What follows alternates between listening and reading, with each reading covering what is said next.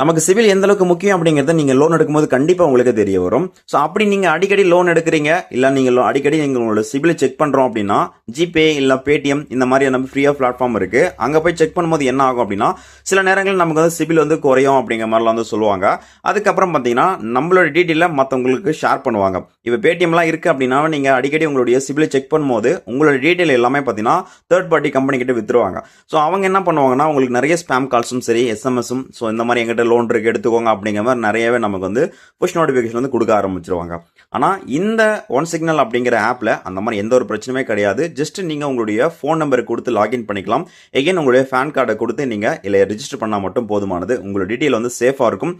இவங்க third party கிட்டலாம் உங்களோட டீட்டெயில் வந்து ஷேர் பண்ண மாட்டாங்க. அதே போல் பார்த்தீங்கன்னா அன்வான்ட் கால்ஸும் இவங்களோட சைட்லேருந்து உங்களுக்கு வராது. இப்போ பார்த்தீங்கன்னா என்னோட சிபில் ரொம்பவே கம்மியாக தான் இருக்கு. அண்ட் தென் பார்த்தீங்கன்னா இப்போ நீங்கள் வந்து உங்களோட சிபில் செக் பண்ணுறீங்க அப்படிங்கிற பட்சத்தில் சிபிலை மட்டும் பார்க்கக்கூடாது. அதுக்கப்புறம் பார்த்தீங்கன்னா மை லோன்ஸ்னு ஒரு ஆப்ஷன் இருக்கும். இதில் தான் நீங்கள் எத்தனையோ ஆப்பில் நீங்கள் லோன் எடுத்திருந்தாலும் சரி, இல்லை எத்தனை பேங்க் லோன் எடுத்திருந்தாலும் சரி, எல்லா விஷயமே நம்ம இங்கே பார்த்துக்க முடியும். சில ஆப்ஸ்லாம் பார்த்தீங்கன்னா நீங்கள் லோன் ஆப்பில் லோன் எடுத்திருப்பீங்க. அப்போ அந்த ஆப் உயிரோடு தான் இருந்திருக்கும், ப்ளே ஸ்டோரில் இருந்திருக்கும், எல்லாமே இருந்திருக்கும். ஆனால் நீங்கள் ஒரு நாலு இஎம்ஐ பே பண்ணிட்ட அப்புறம் பார்த்தீங்கன்னா உங்களுக்கு அந்த ஆப்பை ப்ளே ஸ்டோரில் இருக்காது. அவங்க அஃபிஷியல் வெப்சைட் போனாலுமே நமக்கு இருக்காது.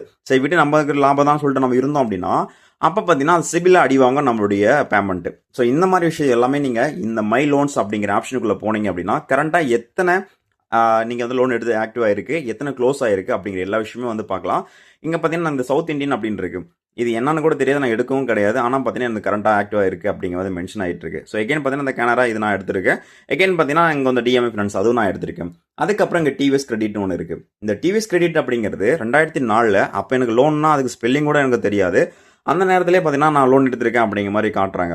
ஆனால் அந்த நேரத்தில் நமக்கு பேன் கார்டும் கிடையாது, ஆதார் கார்டும் கிடையாது, எதுவுமே கிடையாது, ஃபோன் நம்பர் கூட கிடையாது. ஆனாலுமே அப்போ நான் எடுத்திருக்கேன் அப்படிங்கிறது இப்போ நான் செக் பண்ணும்போது எனக்கு ஷோ ஆகிட்டு இருக்கு. பட் இது எப்படின்னு தெரியல. இந்த மாதிரி உங்களுக்கு வருதா அப்படிங்கிறத நீங்கள் செக் பண்ணிக்கோங்க. இப்படி நீங்கள் எடுத்த லோன் எடுக்காம லோன் எல்லாமே கரெக்டாக இருக்கா அப்படிங்கிறத நீங்கள் ஒன் செக் பண்ணிக்கோங்க. அதே போல் பார்த்தீங்கன்னா நீங்கள் ஆட்டோ லோன் அப்படின்னு இருக்கும்.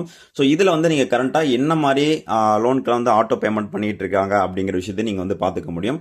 அதே போல் பார்த்தீங்கன்னா கன்சியூமர் லோன் அப்படின்னு இருக்கு. ஸோ அந்த கன்சியூமர் லோன் அப்படிங்கிற பட்சத்தில் உங்களுக்கு என்ன மாதிரி ஆப்ஸ் லோனோ சரி, இல்லை நீங்கள் வந்து ஏதாச்சும் நீங்கள் பேங்க் லோன் எடுத்திருப்பீங்க இல்லையா, இந்த மாதிரி விஷயம்லாம் இருக்கா அப்படிங்கிறத செக் பண்ணிக்கோங்க.